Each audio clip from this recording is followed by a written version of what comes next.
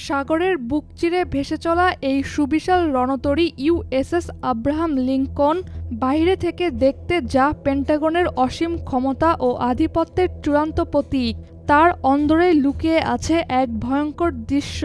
ক্যালিফোর্নিয়ার উপকূল থেকে যাত্রা শুরু করার পর প্রায় ২৫০ দিনেরও বেশি সময় পার হয়ে গিয়েছে। কিন্তু মধ্যপ্রাচ্যে ইরানের সাথে চলা তীব্র উত্তেজনার মাঝে এই জাহাজে থাকা ৫,০০০-এর বেশি মার্কিন সেনার ঘরে ফেরার কোনো নির্দিষ্ট আশা নেই। দফায় দফায় মিশন ও মোতায়েনের মেয়াদ বাড়ানোর ফলে ক্রমাগত শারীরিক ও মানসিক ক্লান্তি চেপে বসেছে, যা ধীরে ধীরে পুরো রণতরীকে এক দুঃস্বপ্নে পরিণত করছে।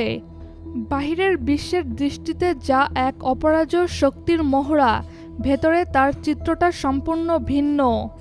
দীর্ঘ সময় বন্দরে ভিড়তে না পারা এবং লজিস্টিক সাপ্লাই চেইন ভেঙে পড়ার কারণে ভাসমান এই দুর্গে এখন চরম খাদ্য সংকট ও বিশুদ্ধ পানির তীব্র অভাব দেখা দিয়েছে।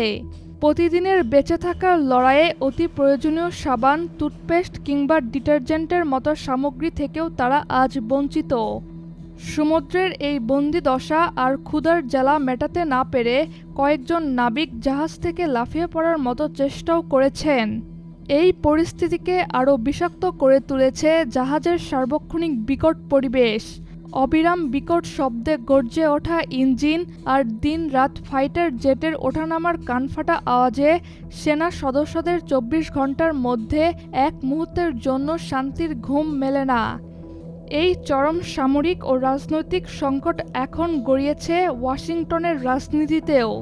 মার্কিন কংগ্রেসের আইন প্রণেতারা পেন্টাগনের বিরুদ্ধে তীব্র ক্ষোভ প্রকাশ করে অতি দ্রুত একটি প্রতিনিধি দলকে ওই বিমানবাহী রণতরী পরিদর্শনের জন্য দাবি জানিয়েছেন।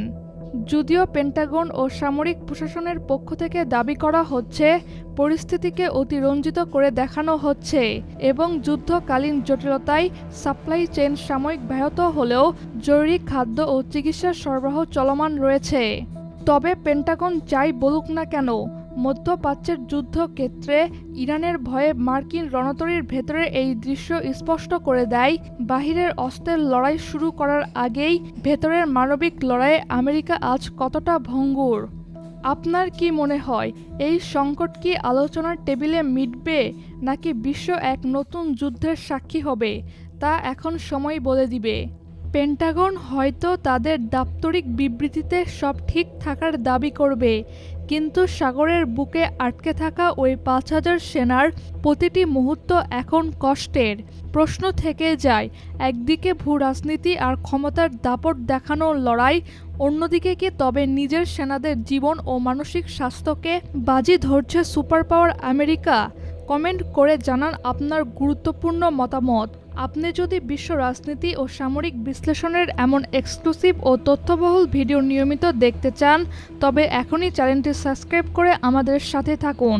দেখা হচ্ছে পরবর্তী কোনো ভিডিওতে।